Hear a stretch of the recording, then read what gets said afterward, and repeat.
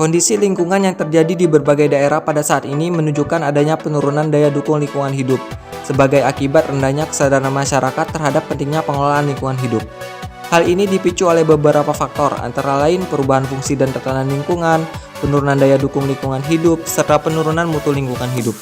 Tidak adanya keterpaduan pengelolaan sumber daya manusia, alam, dan buatan dalam pengelolaan lingkungan, kurang optimalnya pemanfaatan ruang kota, serta pencemaran lingkungan hidup yang dihasilkan oleh aktivitas industri modern.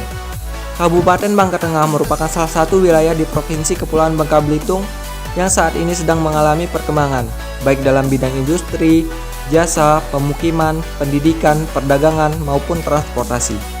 Seiring dengan perkembangan wilayah tersebut, maka terjadi alih fungsi lahan.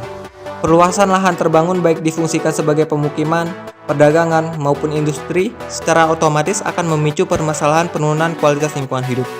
Permasalahan lingkungan hidup dapat diatasi dengan jalan pengelolaan lingkungan secara terpadu dari berbagai kalangan di Kabupaten Bangka Tengah. Keterpaduan pengelolaan lingkungan hidup dapat dilakukan dengan baik apabila terdapat jalinan informasi secara cepat, terpadu, lengkap, dan menyeluruh antar instansi dan komponen masyarakat di Kabupaten Bangka Tengah. Untuk mewujudkan hal tersebut, maka diperlukan suatu langkah awal berupa penyediaan sistem informasi terintegrasi status lingkungan hidup yang up-to-date, yang dapat digunakan sebagai dasar pengelolaan lingkungan berkelanjutan. Dengan adanya sistem tersebut, maka permasalahan pencemaran dan kelestarian lingkungan hidup diharapkan meningkat.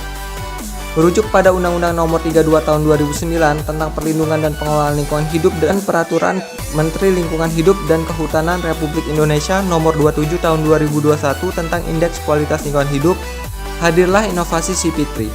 Data dan informasi CP3 berasal dari hasil pemantauan kualitas lingkungan hidup berupa Indeks Kualitas Lingkungan Hidup atau IKLH. Setiap tahunnya mulai dari pemantauan kualitas air, pemantauan kualitas udara, dan pemantauan kualitas tanah.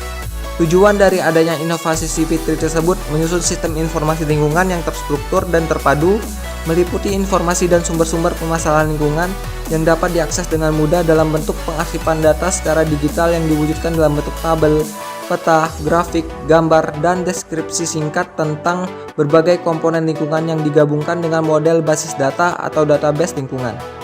Sistem informasi lingkungan hidup ini dibuat agar potensi daerah dan sumber-sumber permasalahan lingkungan dapat diakses dengan mudah oleh berbagai pihak seperti pemerintah, masyarakat, swasta, maupun pihak lain yang memerlukan informasi dalam rangka pembangunan, pengelolaan, dan pemantauan lingkungan hidup. Demikianlah inovasi CP3 dari bidang perencanaan dan pengendalian pencemaran lingkungan hidup. Sekian dan terima kasih. Salam lestari.